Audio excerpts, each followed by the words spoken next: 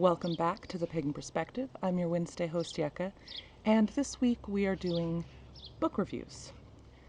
So when I saw this topic, I went, what am I even going to do? Because I read a lot, or rather, I listen a lot because I don't have a lot of time to sit down in one spot and hold something physical in front of my face. But I do have a lot of time that I can have something on in the background when I'm driving or taking care of little, children or whatever I'm doing, that I can be listening. So I actually listen to probably 1 to 2 books a week, and sometimes books, but sometimes lectures. I really prefer the nonfiction, and sometimes learning about new topics, and sometimes just reviewing and going through topics that I already know about, but can get a little bit of a deeper understanding each time you go through that review. So I was thinking, what am I even going to cover? I have so many awesome books that I really, really love. And then last week I came upon a book, and I actually downloaded it as an ebook because it doesn't have an audio book that I'm aware of, but I can get my phone to read it to me using the accessibility settings, and it sounds like this when it reads it to you, but but after a while I can just kind of get used to that, and I don't even hear the weird voice anymore. I'm just listening to it. The brain is really good at adapting. And when I started listening to it, I went, this is it. This is perfect. This is exactly what I want to share with you guys. And so I'm so excited to have found this book because it's just, I think, refreshing and delightful are the words that just kept coming up for me when I was reading it. And that is the book Godless Paganism. So I'll go ahead and put the cover in right here. Since I got it as an ebook, I don't have the physical book to show to you. But I loved it so much that I think I'll probably get the physical copy of it as well, just to have on the bookshelf. So, as the title might suggest, it is about non-theistic pagan practices. And it wasn't written by just one individual. It was sort of an anthology, but unlike a traditional anthology where there's the editor who does an introduction, and then you've got a series of authors that each do one long piece, and then it goes to the next piece and the next piece, and then you're done. This was actually, seemed like a little bit more of a collaborative project. I don't know the process by which it was created, but each of the authors, I think there were 9 or so, have multiple essays that are shorter that they have done that get woven into the structure of the book itself. And the book is structured like different sections with the themes, and it really moves, it flows very well to have a sort of cohesive narrative that's being communicated. And I had picked up the book because one of the authors, also the person who did the foreword in it, is the creator of a community or Facebook group that I've been participating in and really appreciating, called Atheopaganism.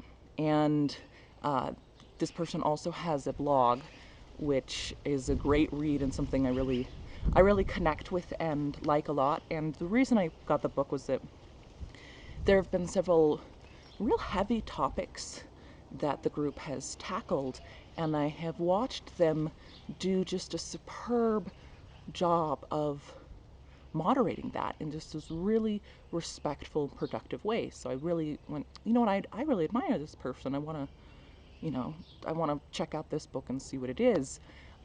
And it had some other folks in it that I hadn't heard of before that also have blogs and things like that. So I went and checked them out, and it's been really interesting. So it's also very interesting for me because a couple of the authors have very similar approaches and views to mine, which is an earth-based practice, very influenced by naturalism, and really just not dealing with gods or deities whatsoever.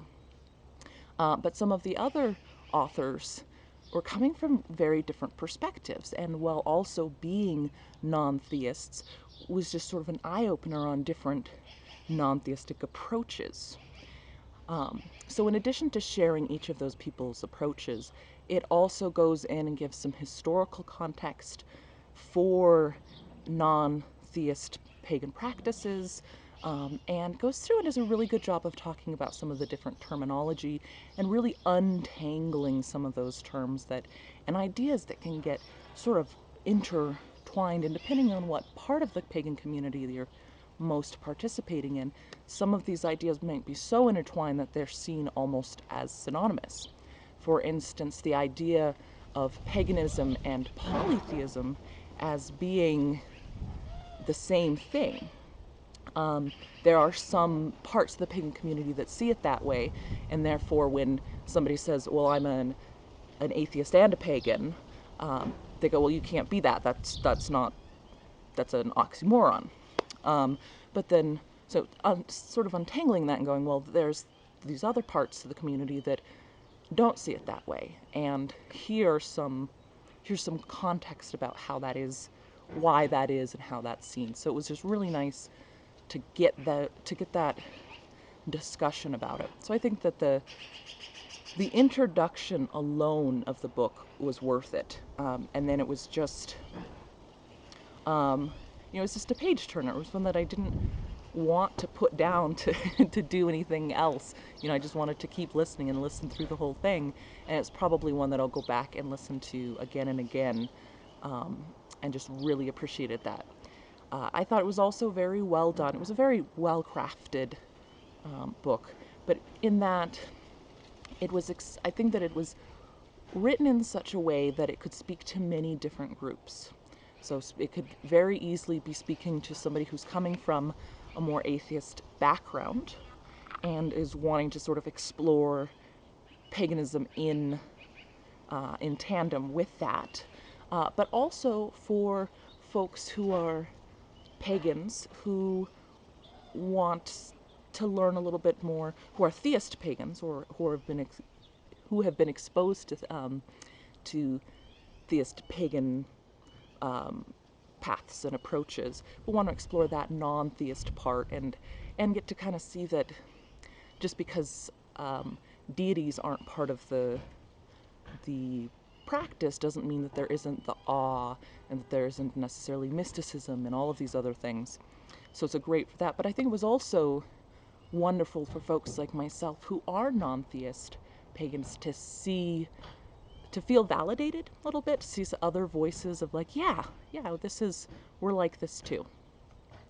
You're not alone, there's other people. Because it isn't actually,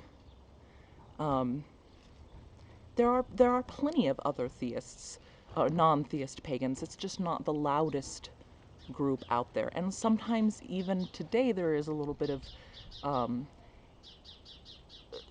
discrimination. I don't want to quite, there's some discomfort with certain parts of the pagan community towards the idea of non-theist pagans. In fact, on this channel, almost always when I bring it up, I'll have at least one or two comments where the person goes, "Oh, you can't be that. That doesn't exist. You're not a pagan. It's not a religion if you don't believe in a god," or whatever. Where somebody wants to be really, where they've kind of got the idea that like their version is the only version. So it was just really refreshing to have other voices going, yeah, this is legit. This is what I do. And then it was also just delightful to find other approaches. So it felt very similar in some ways to this channel, in the way that the different perspectives were touched on, and on different issues as well, and you got to hear the same voice come back and talk about different issues. So I'll leave the information about the book in the description, and I was really delighted to get to share that with you all, because I think that it's a very valuable book, and as I said before, it was one that I thought was so fantastic that I probably will get the physical copy as well. So yeah, And for those of you who do celebrate the 4th of July, I hope you had a wonderful one. And I'll see you all next week. Take care.